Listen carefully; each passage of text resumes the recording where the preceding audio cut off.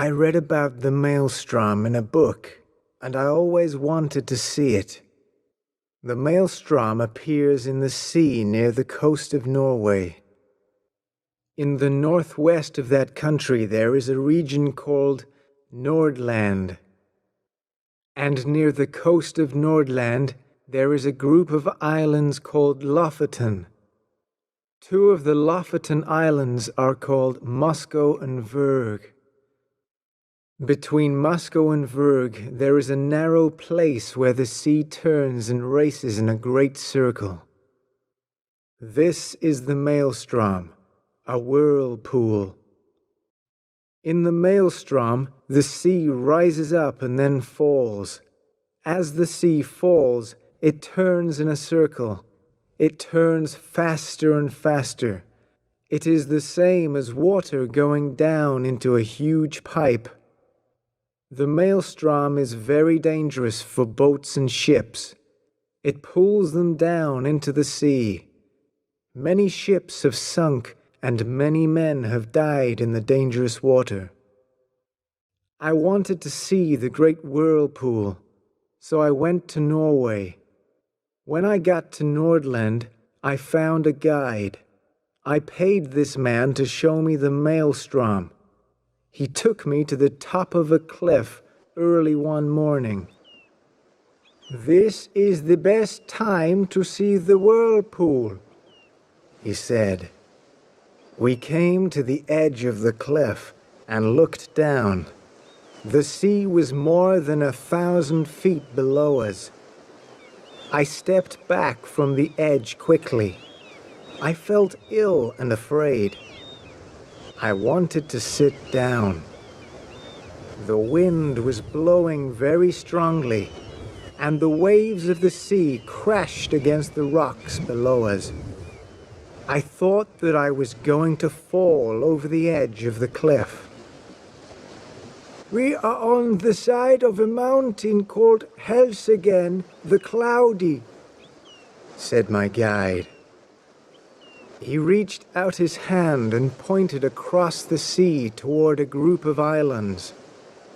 "Look, those are the Lofoten. Can you see the two smallest islands? They are Moskoe and Vurg. No one lives there. Now listen and look at the sea between the islands." I looked at the two smallest islands. They were black rocks. No one could live on them. I listened and heard the sound of the wind. But then I heard another sound. It was a low sound. It sounded like hundreds of huge animals were calling and running together. I could hear the sound and I could feel the sound. I could feel the low sound in my body. "The tide is turning," said my guide. He pointed down to the sea below us. "The tide turns twice each day. Look at the sea. It is turning and moving in another direction." I looked to where the man was pointing. The dark water far below us was as black as oil. I watched it moving slowly. It started to rise and turn, as if it were a pot of hot water on a fire. But the sea water was not hot. It was as cold as ice. The wind blew the tops of the waves. It made many tiny bubbles of air in the water. The tiny bubbles became white foam. Soon, more and more white foam appeared on the Black Sea. My guide pointed toward the islands of Moskoe and Vurg again. "Watch the sea between the islands," he shouted. Then there was another change in the sea. The water became smoother, but it did not become calmer. The dark water started to move in a huge circle. It moved very quickly.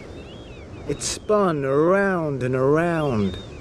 The edge of the circle was white with foam. It was amazing. Is that the great whirlpool? The maelstrom? I asked. Yes, said my guide. That is the terrible maelstrom. When fishermen sail toward this coast, they look for Moscow. They do not come closer than a mile. Do fishermen sail near these islands? I asked. I could not believe this. Yes, they do. I did. I was a fisherman once. There are a great many fish near Moscow. But isn't it too dangerous to fish here? I asked. Fishermen know when the tides rise and fall. There are 2 times in the day when it is safe. We go out when the sea is calm and smooth. Then we come back 12 hours later. And is fishing always safe at those times? Are boats and ships never lost? I asked.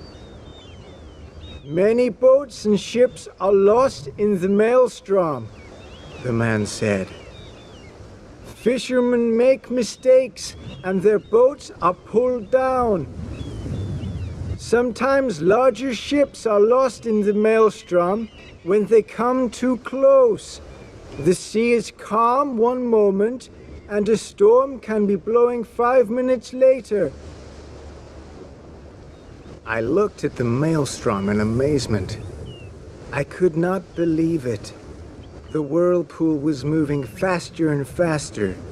As the whirlpool moved, the water in its center dropped down. There was now a hole or pit in the center of the whirlpool. Nothing can go into that hole and come out alive, I said. It is a huge round mouth in the sea. That mouth will swallow everything that comes near it. It makes me afraid. That is true, said my guide. The maelstrom swallows ships and whales and men, but one man went into the maelstrom and came out alive. Surely that is impossible, I said. I looked at the round black mouth in the sea. My body shook with fear. The white foam made me think of teeth, terrible teeth, and the noise of the wind and water. It was the noise of a monster eating rocks. How old do you think that I am? Asked my guide. He shouted these words. I shook my head.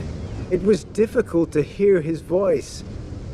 The noise of the maelstrom was now very loud. We moved back from the edge of the cliff. We went and sat behind some rocks. How old do you think that I am? The man asked again. I did not understand the reason for his question. His hair was white and he had many lines on his face. He moved slowly. He must be an old man. Are you more than 60 years old? I asked. No, I am 40, said my guide. The maelstrom made me old. I'll tell you my story. It happened 3 years ago. This is my guide's story. I am writing his words. One day in the summer, my brothers and I went out in our fishing boat.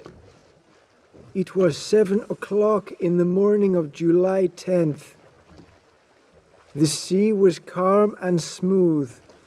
We sailed past Moscow Island to look for fish. There were many fish in the sea that day. We caught a large number of them and loaded them into our boat. We were very busy and we forgot how many hours had passed. In summer, we have nearly 20 hours of daylight in Norway. The nights are short.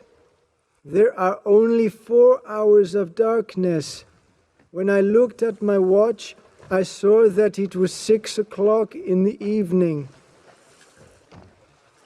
We had to pass Moscow Island at 7 o'clock.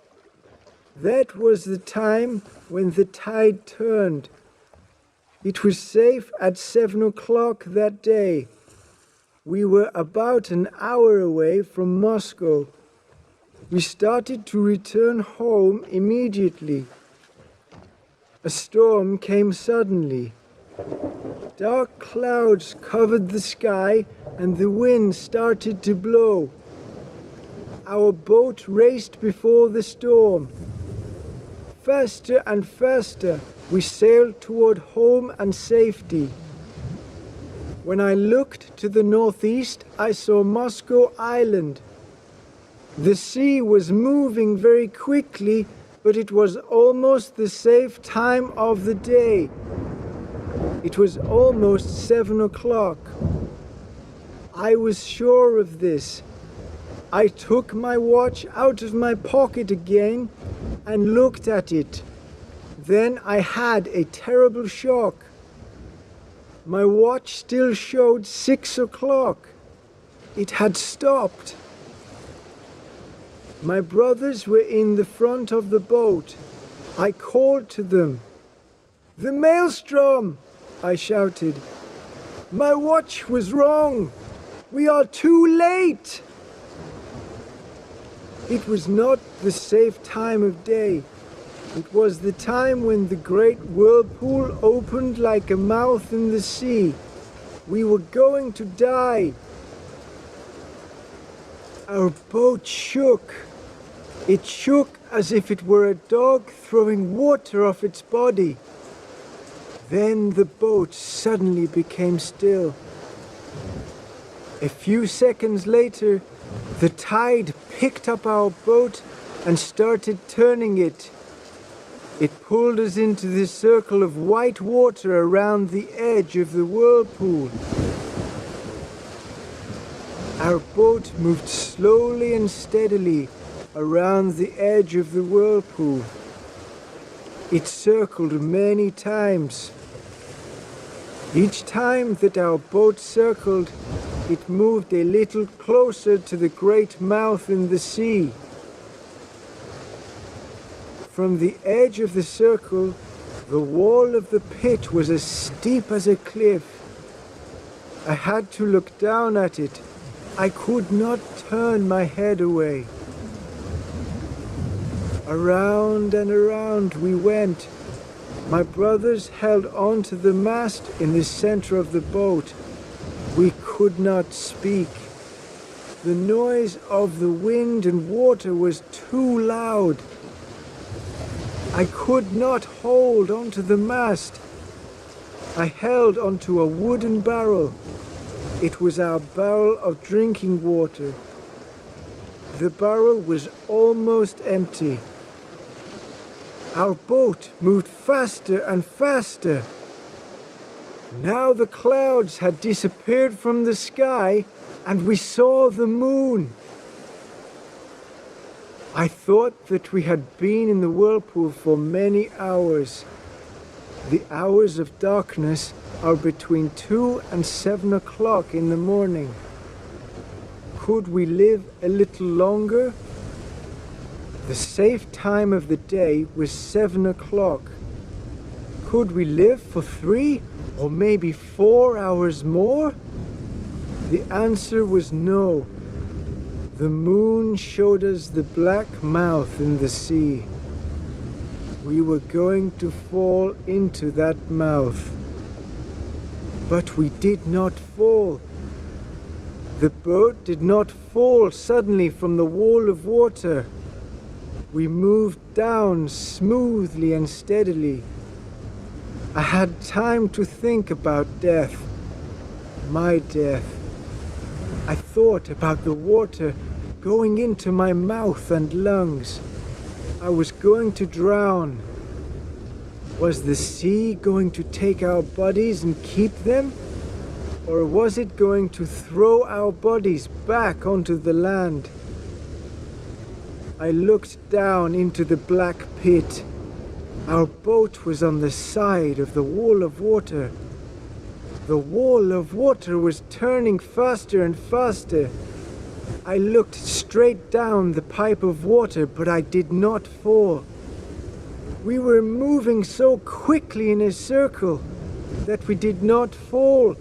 I was amazed. The air raced past me. I was on the edge of death, but I was alive. It was strange. I was excited. But the fear of death fell on my brothers. They took a rope and tied themselves to the mast in the center of the boat. I also took a piece of rope. I tied the rope around my body and onto the barrel. Where was the bottom of the sea? It could not be far. And I knew that there were sharp rocks at the bottom of the sea. We were going to be cut and broken on the rocks. Our boat moved lower and lower down the black pipe. Then the boat moved to the left and the right. It shook. I was thrown into the black water of the pit. But I did not sink beneath the water because I was tied to the barrel. The barrel stayed on the top of the water. I saw the boat and my brothers fall down into the pit. We were turning around in the whirlpool. Then the boat disappeared and I started to rise. The barrel moved up slowly and it took me with it. Then, suddenly, I was no longer in danger. One moment, I was on the wall of water. The next moment, I was on the top of flat, smooth water. The sea had changed.